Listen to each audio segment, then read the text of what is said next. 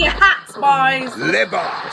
Hello, good evening, and welcome to another episode of the Wednesday Week. A little bit old for you, but With that deep into Danny Roll, please don't clip that. Been truly horrific having this season away from home. I want goals. It was nice to have football back, wasn't it? How poor do we have to be before it's happening? How much blood from this stone does he have to get? The Wednesday Week. Hello, good evening, and welcome to another episode of the Wednesday Week. Tonight I've got John, Simon and Ash, and it's international break time, the bit we all look forward to because there's no football and there can't be any despairing disappointment happening throughout the weekend, which is nice, isn't it? And it's also good to get a 12-fold accumulator only to be let down by San Marino finally winning a goal. So that's nice, isn't it? Ash, how was your weekend? What have you spent it doing? Has she had you to IKEA or what? I did go to IKEA, actually. I did go to IKEA, yeah. Old Shadrach needs a new mattress, so yeah, did that. Uneventful, mate. Uneventful. And you need to buy a new mattress for your teenage lad? I tell you what, looking in the wrong space for events there. What about you, John? What have you been up to? Yeah, very quiet as well. Didn't bother watching the England match. I think they played Ireland, but yeah, I didn't. I think it was fun on at 5 o'clock, but I just don't do friendlies. And I know some people just don't do England, do they? But I just don't do friendlies. So yeah, it was rather quiet in our household football wise.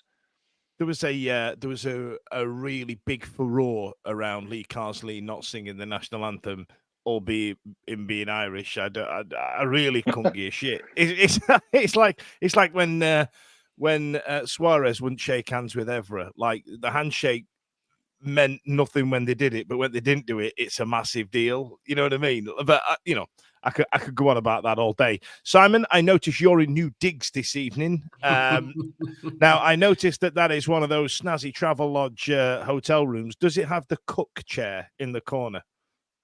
it doesn't. No, well, it doesn't have any chairs apart from the one I'm sat on. Those chairs are disconcerting for me. You just have the one chair facing the bed and you kind of walk in and go, what happens here? What goes on here? I thought you meant like a chef's chair. No, not that cook. Not that cook. Different type of cook that only takes place in exclusively travel lodges. Is that Lenny Emery's one or is he premiering? I don't know. But well, obviously we're live. It's scripted, sorted. We're live. Don't say fuck or bugger. We've got Ash who's going to be manning the comments this evening. So get involved in the topics we're talking about tonight. We're going to be talking about the transfer window slamming shut. We've also got a special guest joining us. Published author, he's going to be coming on, and we're going to be talking about TPP points as well, chaps. That's going to be coming in, and then also we've got the minutes from the engagement panel in which Ash was on a Zoom call for about 3 hours. I'm pretty sure that's how it works, and in no way did he start building a little fort out of the beer mat stash that he's got in that little room is there, because I know that's exactly what I'd have done. So I tell you what, Simon, let's get straight into it. So I'll read the notes there, and it says now that the transfer window's shut, are we light in any areas? Do we think we needed strength in other areas? There's a big discussion around there about centre backs after the outgoing of Bambo. There's been a lot of chat about midfield and things like that. I mean, where do you sit on it? Do you feel like we should just close it off and try and dig deep and work with what we've got like Danny did last year, or do you feel like we could have really done with a couple, and now the loan window's open now, Ash? Am I right? Yeah. No. There's no low window. No, there's no. It's all short now. That's it. All done, finished. Stupid woke bullshit. So this is going to be purely hypothetical then, Simon. So do you feel like we are lacking in any areas? And if you do want to say anything, get involved. Ash will pop the comments as and when we go. Yeah, I do. I do think we are. I think we needed another centre-back because Dom has a history of missing part of the season, pretty much every season through injury. And I think we probably needed a tricky winger, Pavida-esque type winger, and a striker as well. I think we were with 3 short, but the window's closed and he has got to deal with what we've got. And we did bring a lot of players in. I listened to the podcast on the way down on the train this morning down to London, and I feel that Danny's got the right team. He just needs to find the right combination of players out of that team. So, and we've got what we've got, and we've got to deal with it. But I do think we're probably 2 or 3 light. I'm jury's out on me because I just don't think we've seen enough of a few players. Like, I want to see a lot more of Chalobah. I think Lowe's definitely got something to order. Jamal Lowe. I think we've got a rich depth in terms of fullbacks where we can change formation, and we've got great backup. Like, I think Johnson and Paul, as opposed to Valerie and Lowe, depends on whether you're playing 3 centre backs or 2. There's a lot to discuss there, and I assume we'll probably get through it at some point during the season when we talk about things like that. But what about you, John? Was there anybody you would have liked to have seen come in? Any position you'd have liked to have seen filled? I do feel I'm quite surprised that we didn't get any sort of Danny's past connection, like with Hansi Flick and somebody else from like Leipzig's connections back there, that we didn't see somebody come in from there, like a youth player or something. And I know, it's easy to put 2 and 2 together and think that that's just, because he knows people that they could, sweeten a deal and stuff like that. Every player's got an agent. They could have just been priced out of a move, wanted more wages than we were willing to pay, or chances they were willing to pay. But yeah, I would have liked to see another centre half come in. I agree with you, Dan. I think some of the new signings have definitely blown hot and cold, haven't they, right now? I mean, Valerie looked great, didn't he, for a couple of games, and then he kind of sort of went, a little bit off the boil. Ingleson looked absolutely superb, didn't he, against Plymouth on the opening game. But then he's surprisingly gone missing yet one player of the month, which I find quite bizarre. But it was between him and Lowe from the Plymouth game, surely, the way that month went, like in terms of player of the month, right? Yeah, absolutely. Yeah, they both look like tremendous additions, didn't they? But it's a long season, and I think I agree with what Simon said as well. I think Danny's found some.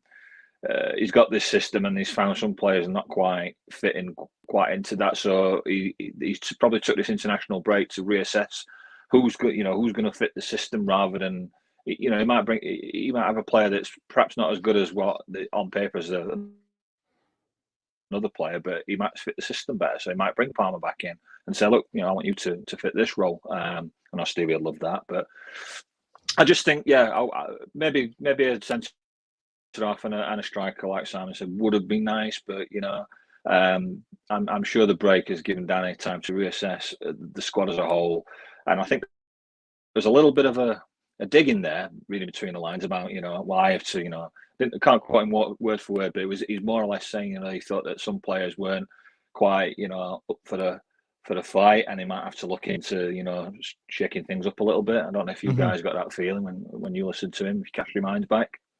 Yeah, there's definitely an undercurrent there, isn't there, in some of the things he said. But he dug them out before at the back end of last season as well, if I remember rightly. There was a few things where he says "my players" this, because I like the way he says "my players." There's like a sense of belonging there, isn't there? But Ash, I mean, what about you? Where do you sit on it? And then tell us what the interwebs are saying. I agree with most of what everyone else has said. I mean, if you're letting, I always thought they were a bit light at centre back anyway, even with Bambo. So you're letting Bambo go, and I know we got a fee for him, didn't we? I believe we got some cash for him. Yeah, actual grown-up selling transfer. That one, mate. That was insane. So I think we were short before, so I think getting another centre back in. But I know a couple of people have put in the comments that there were free transfers still open. But it's hard, isn't it, with free transfers? It's like the free for a reason. The free, of course. There's a free for a reason. You're not at this late stage as well. Coming into the last few weeks, still without a club. You don't know what you're going to get, but I'm sure there'll be some people that are looking at it. Striker, I think we'll obviously let Cadamartri go, and there were talk of obviously Smith maybe leaving, but he stayed. Pato stayed. So maybe that's probably why they didn't bring anyone else in, is because they've got like McNeil, Pato, Smith, Lowe, Ugbo. You've got 5 or 6 there, haven't you? So yeah, I was thinking we've kind of got too many. Like, and you guys kept saying striker, and I'm sat there thinking we've got loads. We've got loads. How many of them are at the level that we need them to be? Is a completely different episode, and I'm sure we could wax lyrical about that. Go on, Si. Is there anyone amongst those strikers? There was probably an out-and-out pacey striker. You know, you've got shit kickers, you've got the guys who drift in and out of play. But is there anybody who just gets the ball and it is quick? You know, look how we got unravelled against Leeds. You know, by Dan James. But just the pace just and I thought, listening to what John was saying, I did think that we might get somebody from Germany, a young, bright starlet who needs to play in the first team, who has got some pace, but obviously that didn't happen. But I think that's where we're missing up front is somebody with electric pace, and we haven't got that. Yeah. We haven't had that for some time, have we? But you know, McNeil might be that player, but I've just not seen enough of him to label him as what striker. You know, we're obsessed with putting people in pigeonholes, aren't we? We want to go, that's what you are, that's where you play, that's what you do. It was always the same with people like Peter Crouch and even to a lesser extent Ati Nuyu, where they didn't get the respect that they deserved in terms of how good they were with the ball at their feet. But because they're big lads, Gerrit Mixer, you're that striker, you know what I mean? And that, in fact, there was even a discussion about Emil Heskey, and there'll be, there's a lot of chat online about Barclaycard heroes, the Barclaycard Premiership era heroes, and they talk about Emil Heskey. And there was a point prior to that in the 90s where Heskey had the choice of being an Olympic level sprinter or a footballer. Like, he was lightning quick, and then one season he bulked up, and all of a sudden was this unit that stood next to Michael Owen. What they saying on the in the webs, in the really reasonable webs, because I know the internet's renowned for its reasonability. No, there's no great comments on the transfer. So just saying welcome, hello, and good evening, and just the usual stuff that's going on, mate. Oh well, it's nice to get them up as well. Ash, I like the instead hello to J Blogs. Free agent market needs some action from us. A centre back and a creative centre midfielder minimum. Okay, I'm going to get controversial on you for 5 minutes, and I want to talk about it because J Blogs there mentioned the centre midfield role, and I have an issue with the centre midfield role, and I'm kind of on the fence with it, but this is a thought process I'm going through. We've had Barry Bannon now for 9 years, and over the time, there's been periods where everything has gone through Barry Bannon, and that's because, and he's a winner, he's our best player, he's our captain, right? That's it. Now, with Roll's system, can we afford Barry Bannon in the middle of the park, or the way we set up? Do we want Svante and Chalobah in there? But then again, that leaves the flair that Barry brings in. I mean, Simon, come on, man. Like, is that are we kind of losing a player that Roll wants in just because you can't afford to drop Barry Bannon? And please, I need to be very careful. This is no slight on him at all as a footballer. It's more, is he right for the system? You'll have Rob Staten on your back after his rant on Football Heaven.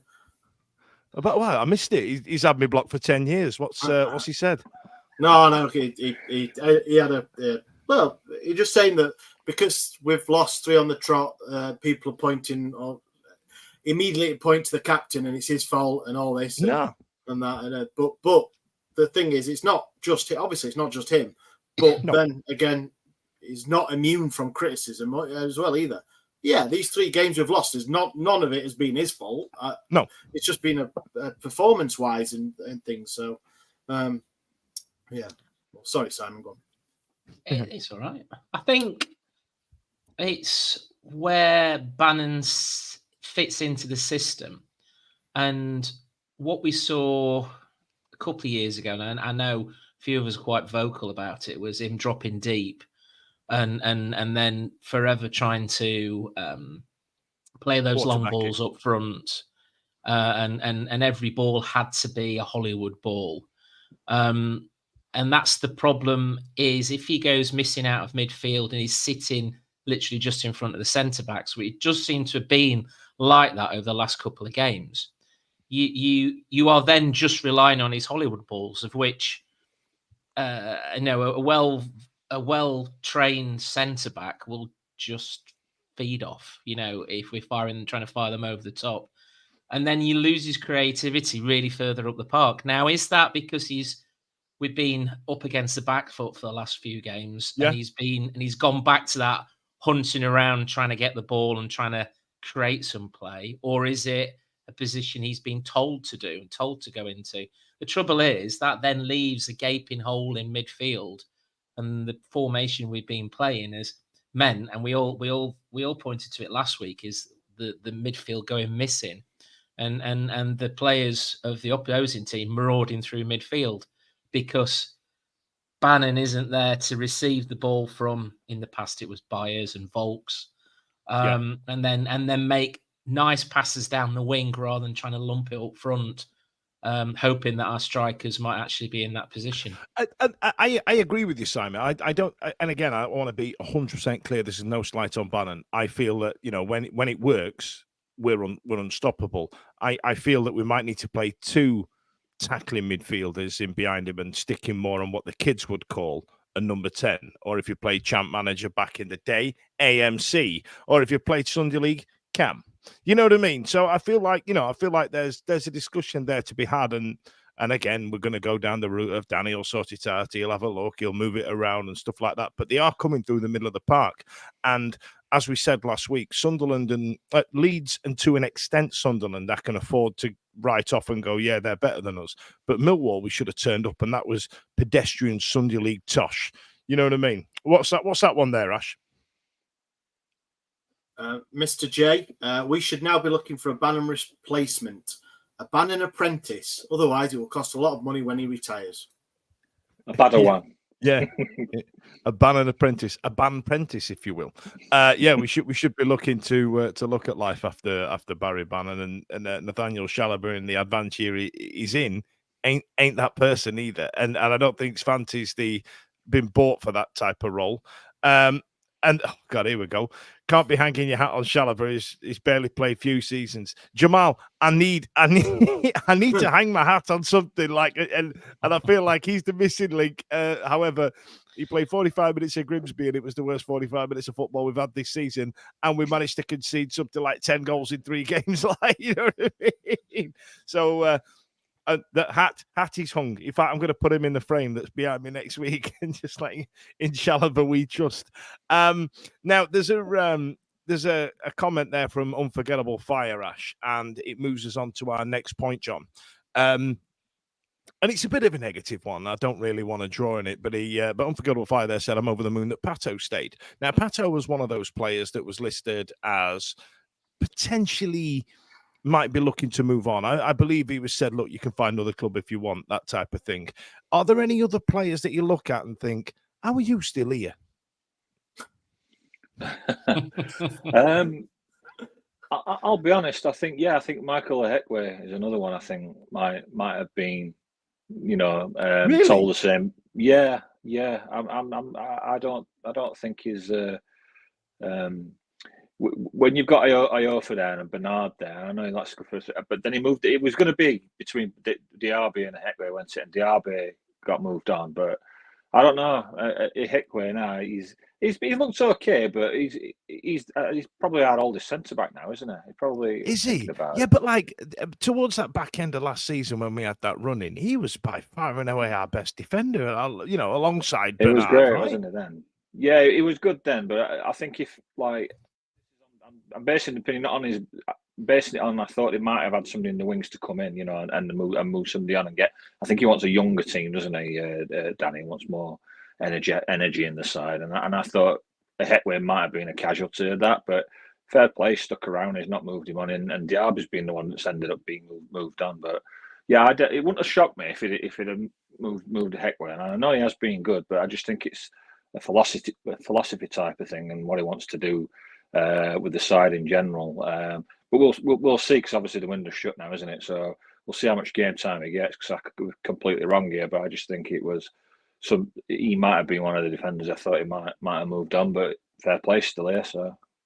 To be fair, Sharman's just bashed a comment up there, and it says, Icky's great in the air and lumping it away. He's not a silky smooth pass out the back guy. This is it, yeah.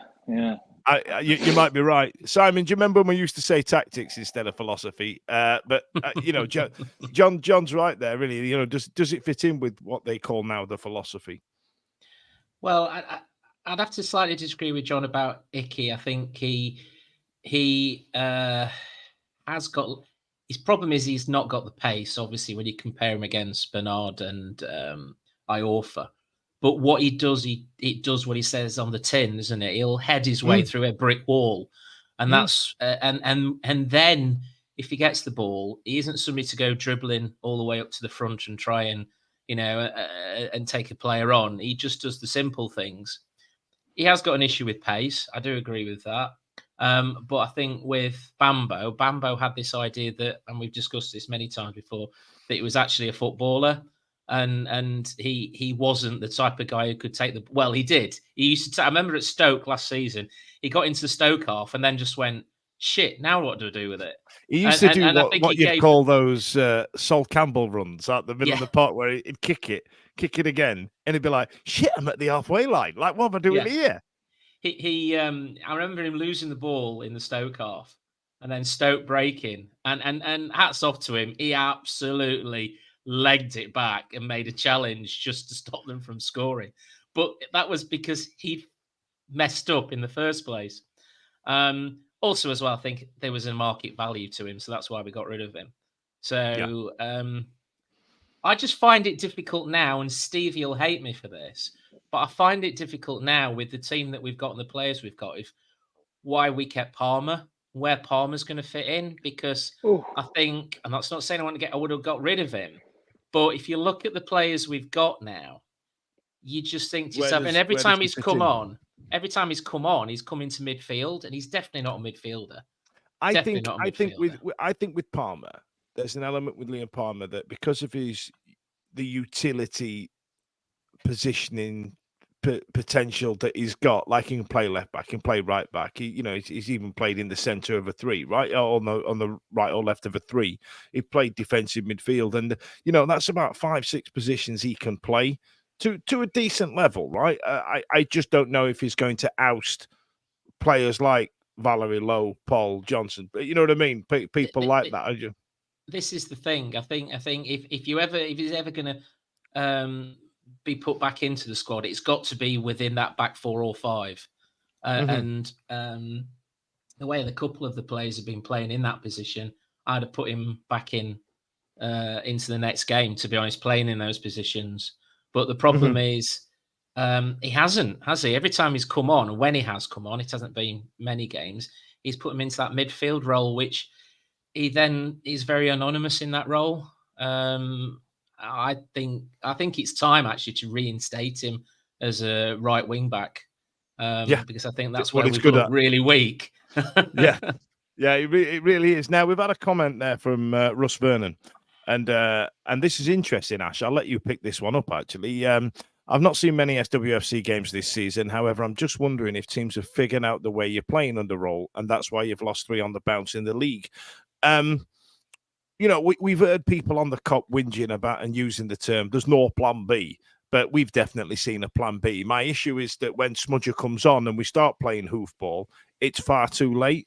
Is there an element of us getting found out, or has Roll been found out? No, I don't think so. No, I don't think so, because it's still early. And like you pointed out earlier, and I think I said it last week, is we've played Sunderland and Leeds. Both great teams, obviously Sunderland unbeaten, but I think they're both unbeaten actually, and they are better teams than us. And you are going to come up against better teams that just have got your number, and the way they play, it might not even be that they changed the way they played for Roll Sheffield Wednesday. It's just the way they played just didn't suit, or it did suit, should I say, the way that Sheffield Wednesday were playing. The Millwall thing is an interesting one. I don't want to say anything about Neil Harris, but I'm sure he's not. I know we lost, and everyone will do this, but I don't think personally he's tactically astute to be able to come up with a plan to counter what Danny Roll has put out.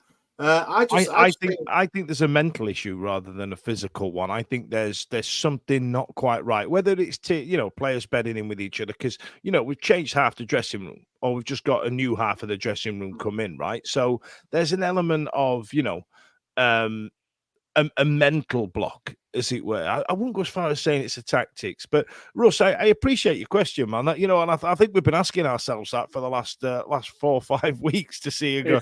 Have we been found out? Oh, excuse me. Matt Strickland said maybe before Russ kickoff against Millwall. It had been said. It had been how are Millwall going to play against us? I bet every one of us would have said they're going to get physical with us. They're going to not give us any time on the ball. They're going to get physical with us, and they're going to try and get in his heads because we're going to be on us early, and they're going to be like, you're going to receive a ball, and they're going to be clattering into it back here, and they're going to see how you're going to react. They're going to see if you can take it, and we didn't, did we? So that's something we've got to work on as well. And there is a blueprint there to make either beat us or make life difficult for us. And what job it is now, it's our job and Danny Roll's job to figure it out and think, look, we're going to come up against teams like this again this season. They're going to try exactly the same, try and bully us, try and get physical with us, and we've got to find a way to combat that and come away with positive results. Ironically, the person who could deal with that the most is probably Bambo Diaby. and Pato, and I think that's where this 2 weeks is a good thing for him to be able to look at certainly the midfield players and decide as and when your likes of Masaba and Gassama are going to be in for it and when they're not. And I think that the Millwall game didn't suit their style of play. And by the time you've got clattered 3 or 4 times, as I said last week, they then sort of slightly shrunk into the game and disappeared out of the game and let the defence then be the guys that had to take all the attacking because the midfield had just disappeared. And again, whether we had the square pegs in round holes and the philosophy setups and tactics in old money. Ash, let's get through a last couple of comments and read them out for me, and we'll go to our special guest this evening. Jay Bloggs has made a good point that defensive errors at Millwall cost us most of those goals, which you can't legislate for Ricks, can you? Sharman has put Danny's not being found out, he's just gelling time. Gelling time. That's what I used to call getting ready for school. Slappy Gilmore definitely feels like a psychological issue at the moment rather than a tactical. Little kiss at the end as well. Oh, thanks, man. just a couple of things. Matt's made probably a good point. Maybe Russ, but also maybe we're trying to play beyond our current ability. Do you know what? It's a good point. Do we have the players for what Roll's got in his head? You know what I mean? But if you're going to come up with that, Dan, then he's brought in 12 players now, I believe. Yeah, he wouldn't have signed them, would he? It's not like last season where he obviously came in. He brought 3 in January, which turned out to be 3 really good signings.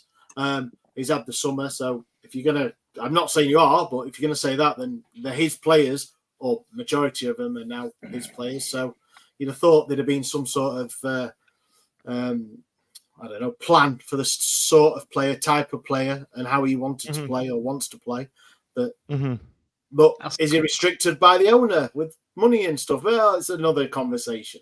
That's another show. I'll still stick by what I said last week. Is that I feel that it's like the Carlos start off. We had so many new players. And he needs them to slowly gel, and they will. Gelling time. Yeah. Gelling time, as Sharman calls it. Yeah, and they will eventually, and that's when we'll be beating the teams we should be beating, like we all felt we should have beaten Millwall. Absolutely. And just to round this off, Jamal's put a great comment there. And,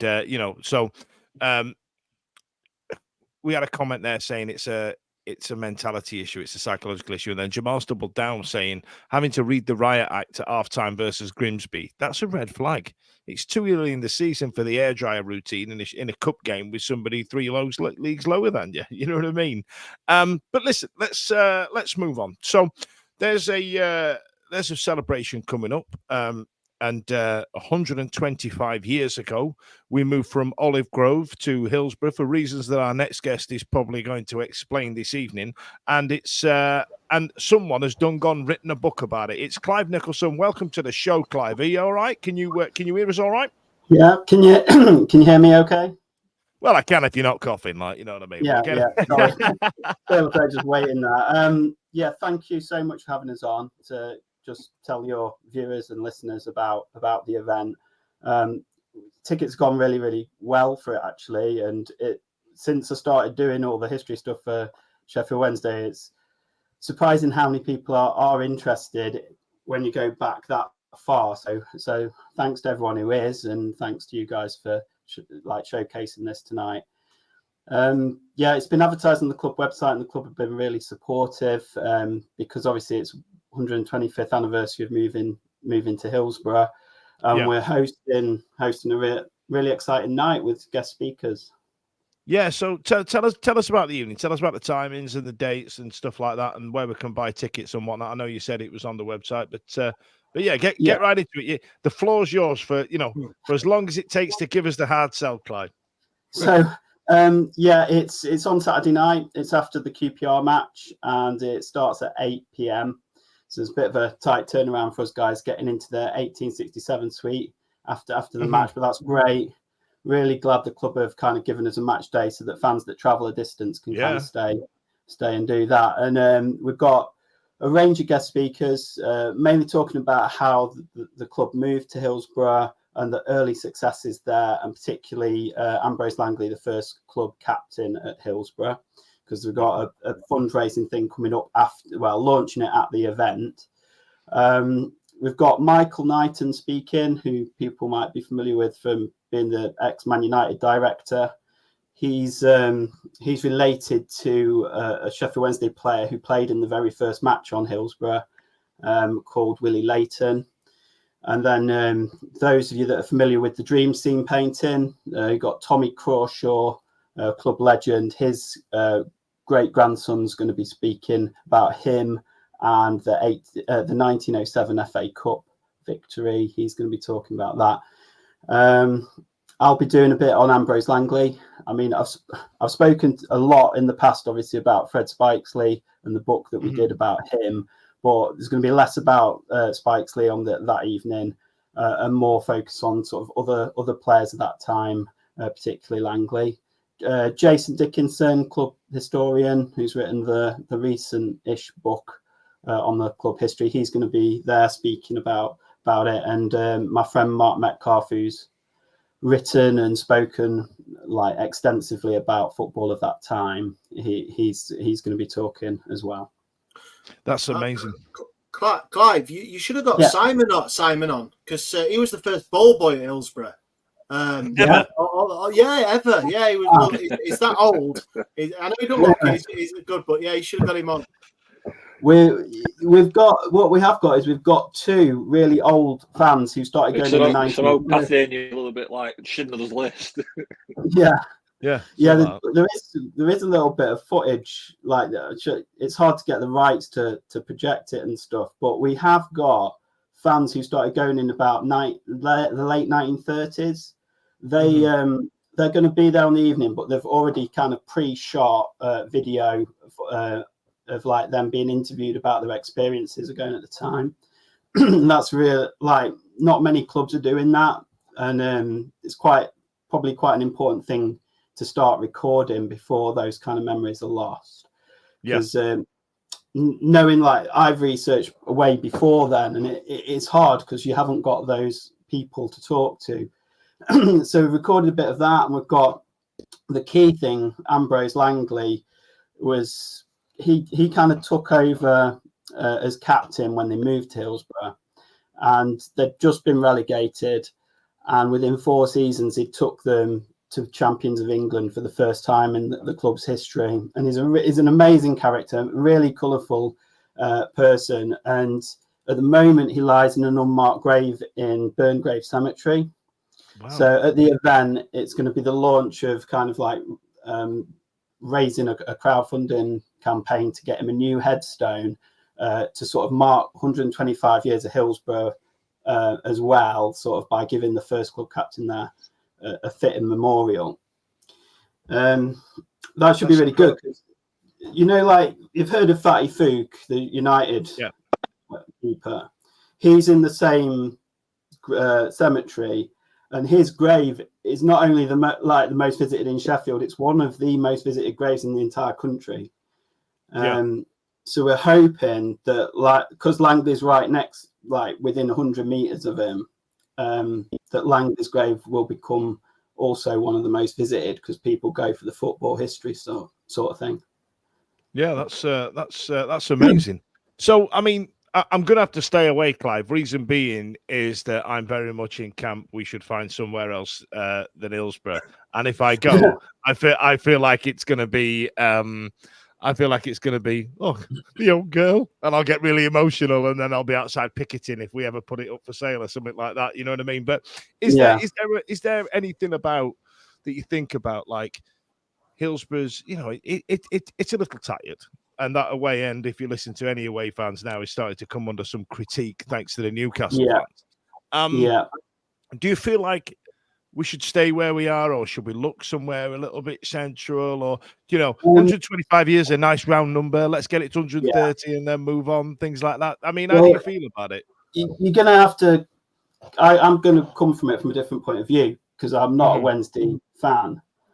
I don't know. Ash, where'd you get this bloody guess from? He's not what? It's like I've done all these books and stuff on Wednesday because I've got all the stuff. I'm a Forest fan, yeah.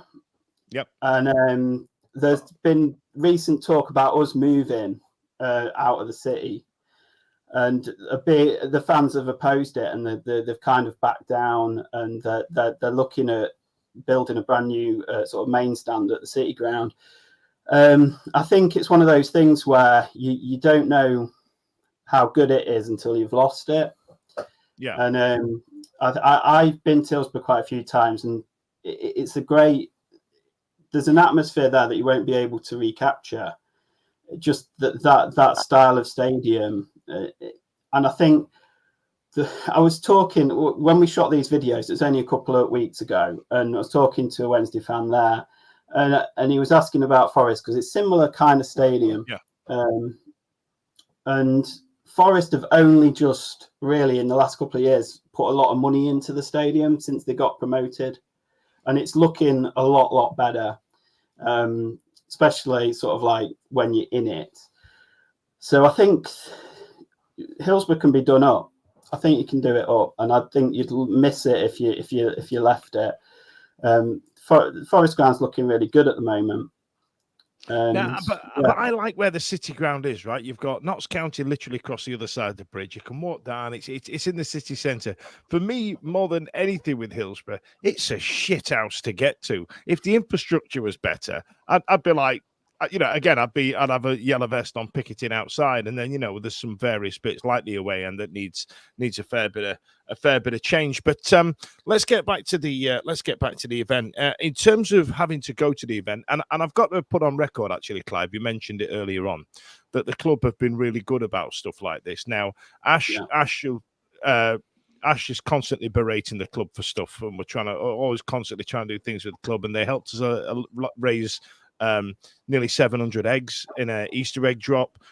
He's working on something else with the club, and they're really receptive to genuine community spirited stuff like this. Albeit now I've just said that they're now going to get inundated with a load of requests, like what I mean, for something. But they're really good like that. And so if I wanted to go, do I need tickets? Do I just hang around the 1867 lounge hoping nobody kicks me out after the game? Or, what do I have to do to go and see it? Yeah, the room will get cleared, and then we're setting up for 8. And I think on tickets, arrive sort of 15 minutes before. I think the current ticket sales, we've got about just under 150 people in the room at the moment. And it can hold probably about another 50 to 75 above that. So I think there will be space on the night, but we'll see how it goes in the next sort of few days. It is on Eventbrite, So if you went through there and looked up the Hillsboro event, you should be able to find the tickets on Eventbrite. Otherwise, I shall share the link on our socials. Yeah, you'll get it out there. Yeah.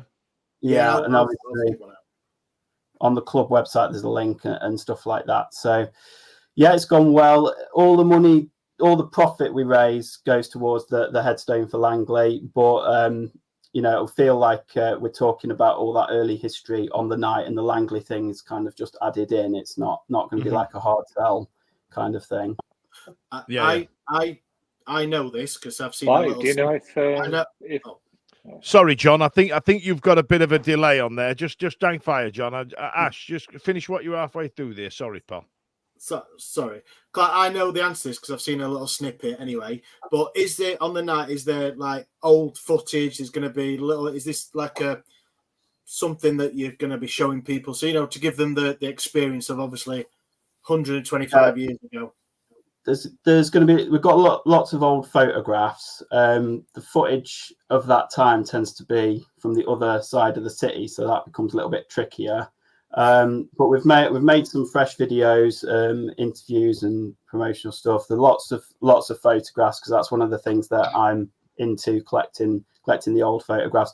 But there's also going to be a lot of memorabilia on show. So I don't know if you've been to the football museum. You pay to get in there, and you might in Manchester, and you might see 2-3 items of Sheffield Wednesday. Well, you're going to see a lot more than that from the time that we're talking about, like on the evening. So that's quite exciting. We did an event for the 150th year, all about Olive Grove. So if people have went to that, they'll be familiar with like how amazing like the cabinet of stuff was that we put on display that night. It's going to be similar stuff because obviously my contacts are all the same, but there's a few extra new things in there as well. So yeah, should be really good. Clive, before we let you go, there was some slanderous rumours that John was telling us on air before we started. I need you to try and confirm or deny these rumours. Now, John, I don't know if you can hear me because I know you're having some internet issues down at the bottom there, but what was it you were telling us off air in reference to the movement from Olive Grove? Yeah, I believe this is accurate, but I might be stand corrected, Clive. But when they were looking to leave Olive Grove, I'm pretty sure I read somewhere that the majority of the fans wanted to move to Carbrook. There was 2 sites they were looking at, Carbrook and Hillsboro, and the fans wanted Carbrook, but the owners and powers that be decided that the Hillsboro was more a better choice. Is that correct? Yeah, that is right. Yeah, spot on. It was a real gamble moving to Hillsboro because it was out of the city. It was away from the footballing centre, the hub, where they all were, and it kind of before Hillsboro, the United and Wednesday fans they were almost like the same fans, just going alternate weeks, and it was the move to Hillsboro that kind of separated it out a bit. Wow, that's actually really interesting. I really like that. What we forget is that Wednesday were relegated. United just won the league and they were current FA Cup holders when the move to Hillsborough happened. So there's a real threat that if the move to Hillsborough failed, that the club might just shrink and become really small. And then in 1907, we went to go and win FA Cups and leagues in 1925 and all that. And we've got all that. Listen, Clive, it's been an absolute pleasure. Asher's going to share all of your ticket event information via our socials. Right. And if you can get there after the game, and I agree with you, there's an element of being one of the further afield owls living in that London nowadays. There's a bit at like 5 o'clock where everybody just goes home. You know what I mean? Yeah. I kind of like it's nice that there's something else happening later on. So if you do get the opportunity, get yourself involved. And just before you go, Clive, are the Tricky Trees staying up? Oh yeah, they're in a good place now. It's really hard, and I hope that it just shows that it can happen for you guys as well. It can be done. Yeah. Clive, thanks a lot, man. It's been a pleasure. Cheers. See you later. Thank you. Thank you, everyone. Okay, then. So that was Clive. You do get the opportunity to go to the event. It sounds like it's going to be fascinating. It sounds like John already knows it, so that's nice, isn't it? Okay, so we're into the last 15 minutes. Sorry to interrupt. I wanted to ask Clive, but I was going to ask about the history of football as a whole in Sheffield. So I'll put it to you rather than, obviously he's gone now. Do you think we should celebrate the history a lot more than we actually do in Sheffield? Do you think Sheffield needs to spend an amount of money and amount of investment to start promoting the fact that it is the birthplace of the professional game? And us as a club, if you go down to United's ground, of which I had the displeasure of doing a few months ago, there's a couple of statues in the car park, one of which was a Wednesday legend of Derek Dooley. We have nothing at Hillsboro. There's 2 gold elephants, and I don't remember them playing. I've seen a few donkeys at Hillsboro, but never any gold elephants. You know what? You know, the club as a whole. I mean, this is fantastic. I'm really interested in the history of Wednesday, and I love the whole history from the fact that our home originally was Bramall Lane, and how we started as a cricket club, etc., and how we got our name, of which was quoted in. It's been quoted in a number of comedies and series on TV over the last few years. What should we be promoting our history more? And also as well, what should the city be doing in regards to it? Because like you say, Manchester Football Museum in Manchester, so everybody suddenly goes, oh yeah, we'll go there because obviously Man City and Man United started the game. No, they didn't. Yeah. Now, it's interesting you've said that, Simon, because a bit of personal news. I've been speaking to one of the sponsors from Sheffield FC on precisely that. So on one of the weekends where Sheffield Wednesday aren't playing, we're going to be encouraging you lot to go down and watch the one club. I can't remember what they're called anymore, and they are doing. Sheffield, the home of football, are fundraising, erecting blue plaques around the city. So there we are. That's what's happening. And believe it or not, if you go in the Crucible, I don't know how I didn't know it existed, but if you go in the Crucible and walk round the corner to the left, there's a plaque there because that's where the Adelphi Hotel was originally placed in Sheffield, and that's where Sheffield Wednesday were created, 1867. And Bramall Lane was created for Sheffield United, and the Yorkshire Cricket Club was also formed as well. But that's hidden away by the lifts, and it's not celebrated at all, and it's quite embarrassing. Are you speaking at this event on Saturday, Si? No, I'm not. I just love history. Are you John? History is a pet passion of mine. Being so old, I totally agree with you though, Simon, because I've been to the museum in Manchester, and it's great, but it's not in the right place. I think every time something's mentioned about the regeneration of Sheffield City Centre, I think, is it the old John Lewis building? Opposite Kingdom, Dan. Remember Kingdom? Yeah, I thought you would. Opposite, the regenerating that and it's always comes up by why are Sheffield Council and the clubs, and I'm talking about United, Sheffield FC, Wednesday, all the clubs pushing more for Sheffield to be recognised for basically the birth of football. Yeah. And it should be. And there should be stuff on. There should be yearly celebration, festivals of football and all sorts. I'm in the organising type of mood. I might be a bit out of my remit doing that. I'm gonna get a 6-paragraph message in the middle of the night now, and it's gonna cause me a load of design work. I can see it coming. One interesting thing with the Museum of Football in Manchester is the oldest football shirt in there is a Wednesday shirt. Brilliant. It's and, the stitched one, isn't it? Yeah. We got a comment there from Stevie saying wasn't the formation of the meeting of the Wednesday. Yes, he was. Yes, he was there. Right then. So that was an event that's coming up this Saturday. So also now a hot topic right now. We've got we're talking about TPP points now. Ash, I assume you've got some feelings on this because being a point collector thus far. One of the, I've had a season ticket for a number of years now, and you start to build them up, home and away days and stuff like that. Because There was. I tell you what it was. There was one day where Blair texted me and he said, "Can you get tickets to the Southern away day?" Because I was down there, and I went, "I don't know, pal," because I've been doing this show for 14 years, and at the end of that 14 years, I had 10 points. And the reason I had 10 points is because people keep ringing up and going, "Fudge, do you want tickets to Reading, Southampton, Pompey?" Yeah, I'll take them. And I was naive. I was too naive to work out what was going off. So I assumed that type of thing is going to be a part of the next few minutes, right?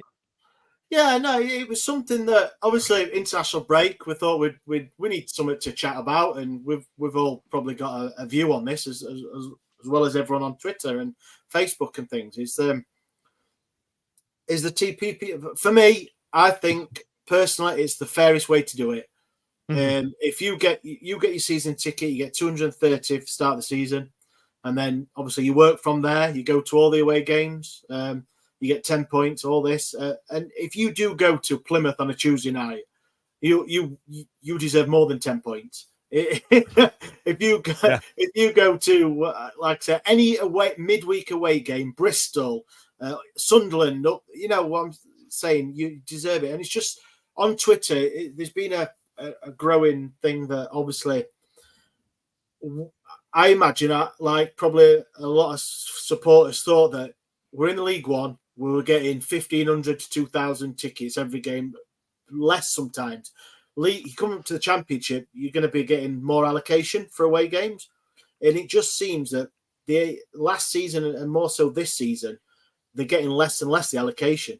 And Sunderland was 2,400, I think it was.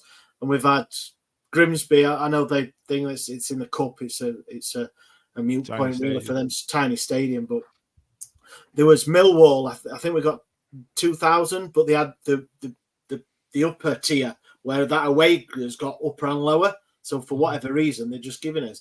And I just think that it's a lot of people are talking about it on X about people's, and there were people blatantly saying I've got IDs for sale and all this sort of thing. And it's you can understand why people who aren't, and I'm talking because luckily I'm in the top 3 band or something like whatever it is. But people who aren't, who are just outside that can't get tickets, and then you do see people on X offering the IDs out, and it's just anyone should be able to go to the football. And there were people moaning and commenting, should I say, about the club with the away tickets when if you live far away. So if you're in London or something, if you live within 10 miles of the ground, From a guy that lives in London for QPR tickets last March. It's fucking mint idea, that. I think it's great. And they said they were going to hold a small percentage, like 1% or whatever it was. Yeah, there was 50 tickets available. Yeah, so and that's not part of the allocation as well. It's not like we're robbing from Peter to give to Paul. You know what I mean? And then what they do as well, they prioritize people who live nearby for people that return tickets. Some people do it correctly. Some people go, listen, I'm not going to go sell it to somebody who can go. And you end up bumping yourself up that list. But what about you, Simon? How do you feel about it? It's a difficult one. I made a decision a couple of years ago when Ethan started sort of getting in early teens that we'd start doing a lot more away games. I mean, bear in mind we've been going to Hillsboro since he was 4. He's 16 now, so we've had season tickets forever and a day, but never built the points up for away games. So we started going a few years ago, and I did exactly what you just referred to last season. Is I went to Norwich midweek. I went to Cardiff. I went to Swansea because they were the games you could, with lower points, you could get tickets for to try and build them up. And we were doing quite well. And then they've taken a shitload more points off us because every 2 years you lose a number of points. So we're now in that 600, 620 mark, which I think a lot of people are on, because I tried to get tickets for Millwall, and literally while I was trying to click on the ticket, they were disappearing, to which point they've all gone. And I was on there. I mean, today I've got my Blackpool ticket, so that's good. But yeah, it is going to be. I'm going to have to go to. I'm going to go to Bristol during midweek. I'm going to pick some of the midweek games out, just try and build those points up.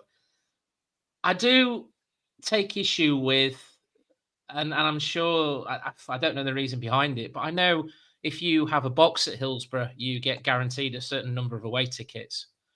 Yeah, I know that because I used to use that ability through a friend of mine to get tickets. But what that does do is it buggers up. You don't get your points. But these people, probably it's a company that's paid for it, and people hang on, and they're getting tickets over and above people, and they can get them for anything. So for Sheffield United, I know people will be getting tickets for Sheffield United who probably don't go to any other away game but want to go Sheffield United. Yeah, it always makes me laugh when we go to Wembley and they go, "I want to take my dad." Well, your dad's not fucking been in 40 years. Why is he going to have a ticket? What? Are those tickets in the allocation though, Simon? So if they give us 2,000 tickets, I don't know how it works. I mean, if I'm probably very naive, if they give you 2,000 tickets, you've got 2,000 seats, and that's it. Is there an extra 200 for? Because obviously players get them as well, don't they? And we at QPR when I got done over by that scammer, we managed to get some tickets off a guy who gets a number of tickets as well, which was fantastic and fantastic for his generosity for letting us have those tickets off him. But it's this: is it taking away in some situations the people who really do want to go to the away games? Because myself and Ethan will not be able to get a ticket for Sheffield United. Honestly, I genuinely believe, John, I'll come to you on this. I genuinely believe that it's the fairest way of doing it without going down the route of biometric passport and chip implant in the back of your neck, barcode like Hitman 47 type. You know what I mean?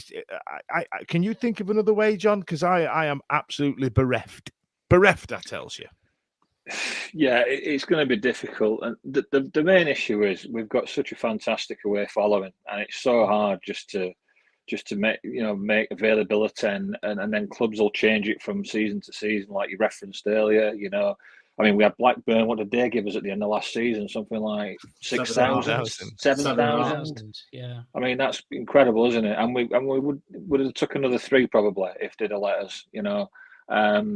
And then this season when we play them, they might only give us 2,000 or 3,000. So a lot depends on the away clubs and what they're going to allocate us. And it's always going to be difficult every time. Say away ticket sales, they just sell out so quick. You see it flash up on social straight away, sold out, get up, and people always asking, has everybody got a ticket? You get the begging tweets going on and that, don't you? But it's because we've got such a fantastic away following that there's always going to be demand, and it's going to be a struggle for a couple of reasons. One, because of the allocation we get, and then the other because the system that we've got in place, PPs, and we're well supported. It's hard to have been a fan of the club, isn't it? I guess so. And then Sharman's written there. It's frustrating for me as I'm in the southwest, so getting to games is tricky. So Bristol and Plymouth. Sorry, a bit of windy pops. Are the most likely games I can get to, but don't have any points to claim to get there. And then what you'll do, Sharman, you'll do exactly what I'll do when it comes to QPR, Millwall, Brentford, Fulham. I'll put out on the social media, somebody get me a ticket for that, and then somebody with 1 million points will go, I'll sort you out. That's kind of what happens. I think for Sharman, I think if he's got 10 points, I think that's the minimum. I think you've got to have 10 points for this away game. So for Plymouth, and I think Bristol might qualify because it's more than 2.5 hours. To be fair, Sharman, if you're down there, sign up for that away ticket thing. I think you just have to email an email address, and they'll just call you up about 4 days before, and they'll go, "Listen, we've had a return ticket for Bristol. Do you want it?" It honestly, it's really very good. I think Tango is one of the only people that's still got what they call an away season ticket. There's still a few, and then what they do, they give them the middle of the stand directly behind the goal. I was lucky to borrow one of them for Cheltenham away the other year. I think a couple of years ago, I think there was about nearly 200 of them left because they don't do them obviously once the person gives it up, or they're not selling them again. So obviously, then people have got them, they're gonna keep it. So I think. comment of the night there, Ash, from Jay Blogs. I don't know if you've spied it. And I agree 100%. Thanks, Jay. For us oldies. Jay said there should be weighted based on ages. I don't have as many years left to go to away. Too bloody right. Well done, Jay. Yeah, keep them young'uns away. I've been going for 40 years, bloody hell. Now, listen, let's move on because we just sound like a load of middle-aged men talking, whinging about tickets. So, listen, I'll gloss this because I don't want to finish on a negative. But this week we've, today we've released the notes from the engagement panel, the meeting. Now, Ash, I'm going to out you on the internet. Ash is on this panel, and it's 3 hours on a Zoom call. From what I can see, people pushing bullshit around the room like a dung beetle. Because if you read those notes, what did I say to you? I'm stitching him up here. I'm stitching him up. If you read these notes here, because he's got to be all nice about it, all right? And I sent him a message today saying, "Have I got this right? The engagement panel minutes. What have they actually sorted? Catering. Someone said we should do this. Diversity and inclusion. Yeah, we did that. Some coins got confiscated. Coming up next time is this, and that's it. And that's a 3-hour meeting." However, there were some bits to come out of it, and I'm going to read at you for a minute. So if you are listening in the car, brace yourself. I'm going to do my posh reading voice. It's a 2-paragrapher. So the first one was about catering, and it said ongoing improvements to the food and beverage offerings were discussed, with RC highlighting the introduction of street food inspired options. Now let's just pull that apart for a minute. There is no more depressing phrase in the world than street food, but that's all because I work in the hospitality industry. Ash, can you tell me who RC is? It's the head chef of the club, right? Yeah, it's Rob. Yeah, Rob. Okay. Yeah. Right. So Rob also confirmed over the closed season that kiosks towards the top of the Kop have been updated, and we now have the facility to serve draft lager as opposed to only bottles.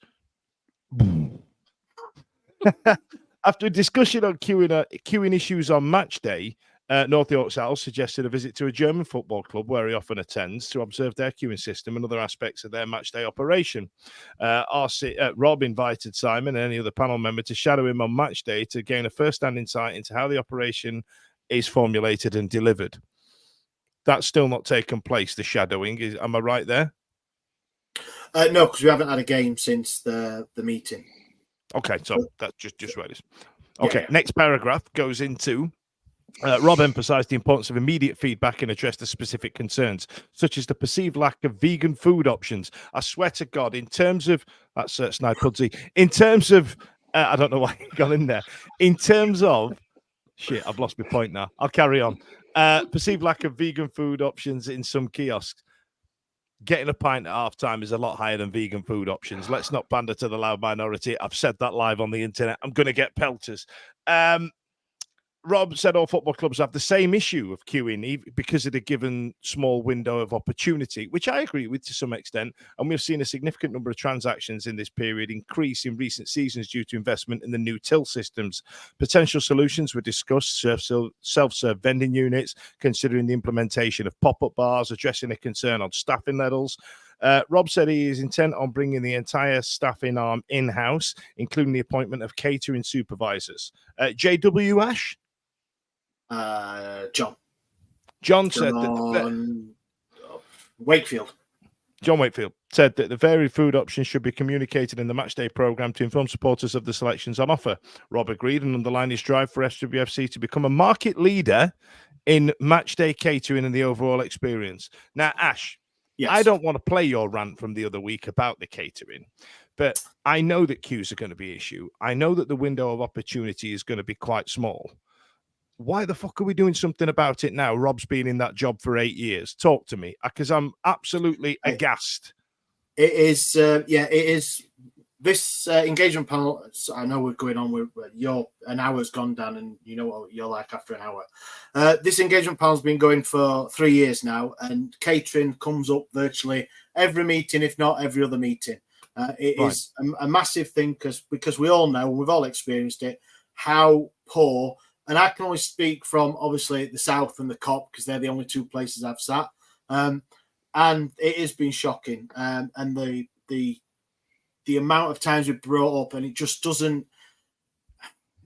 Being on the panel and seeing these things discussed and still not a great deal gets happening. It is frustrating for us as panel members and everything, but for me, and I'm an idiot, but it is serve people quicker and get more money in, more beer, more money. Yep. I think each bar, Ash, I think it just comes down to leadership. I feel that each bar needs a team leader on it. Somebody getting gas, restocking barrels, and somebody stands there on the tap, just pours it out. Somebody takes your payment. Bosh, bosh, bosh, bosh, bosh. It's how they do it at most other grounds as well. Bosh, bosh, bosh, see you later. I don't understand why we have 2 queues and then we have 4 queues that then back into each other. It absolutely baffles me out at that one in the Cop. And then there's no point in having bottom-filled pints if you're just going to do them to order. Just keep putting the pint on the spike, fam. Stop it. Stop it. Watching you put those comments up about the the suggestions and the solutions and that lot. If you saw me looking down at anyone who was on YouTube, it's because it did remind me of the old Qantas Airlines fault sheet when they were reporting faults, and then they had people like engineers come in to fix the faults on the airline. But they do it in such a sarcastic way. So the airline would report left inside main tyre almost needs replacement. The solution was almost replaced left inside tyre. And then they've gone to something loose in the cockpit. Solution, something tightened in the cockpit. I'm going to take these to the next meeting. Yeah, can you send us that list? Then I think Ash can I'll just send you put the it list. Yeah, it was aircraft handles funny. Solution: aircraft warned to straighten up, fly right, and be serious. You can't argue with that. No. You can't argue with that. Okay, so look, let's not whinge about catering again. We've done all that. Let's get into any other business. Ash, you've got a few bits, right?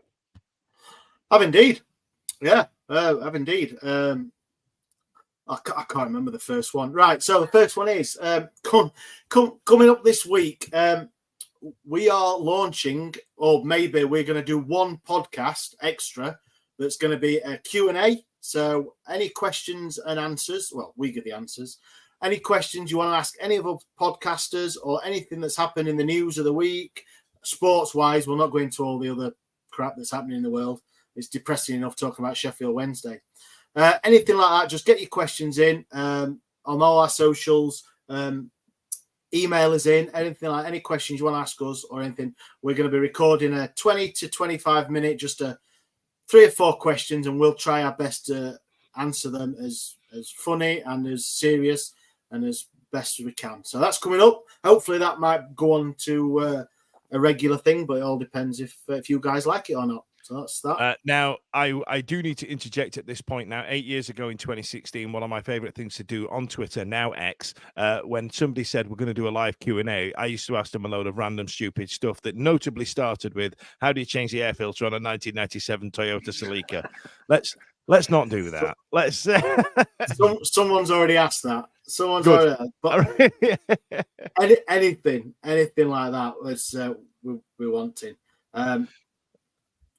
The other thing is that, I'm trying to get it up now because I forgot. I'm telling you, I'm great at this, aren't I? Go on, next one is Last Man Standing. Yeah, the Last Man Standing. Yes, sorry. Last Man Standing, we're running again, so we're into Last Man Standing 3. So if you want to get involved, it's £10. And obviously, everything raised, well, sorry, not everything, that's nice. Whatever's raised, 70% goes to the winner, with 30% that goes to our charitable fund for us to make use of.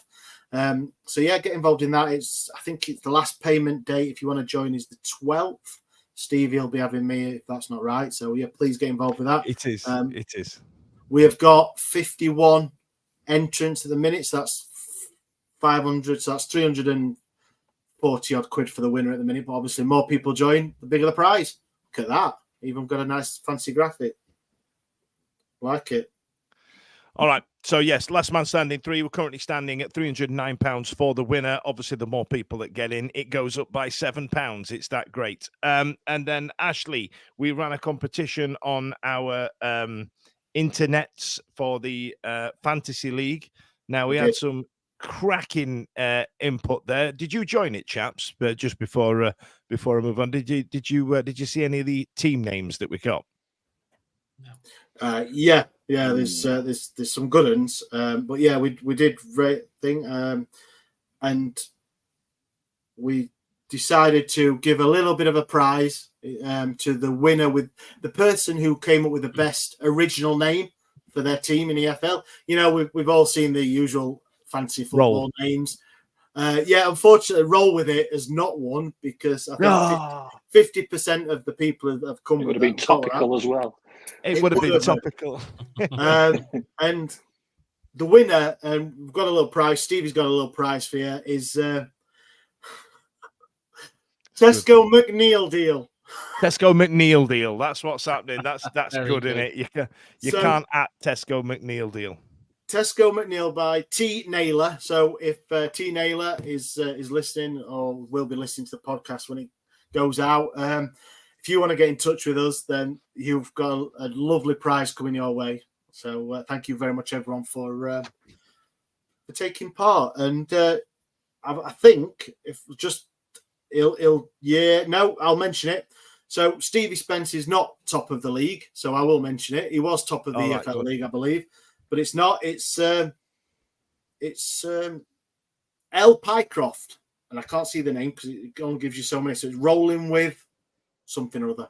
So Rolling With. It is like the shittest game of catchphrase anybody's ever played. I absolutely love it. Listen, chaps, it's been an absolute pleasure. Thank you to you lot for getting involved. Don't forget to like and subscribe and press the the bell. I think you have to go ring the bell, because everybody on YouTube talk like this all the way through, and the kids have to have it on loud while they're sat eating chips with ketchup. Listen, thanks a lot. Listen out for Simon listing the socials. See you later.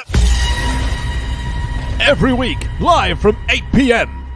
It's the Wednesday Week, bringing you football analysis. He came in. I think he scored a goal. Bringing you banter.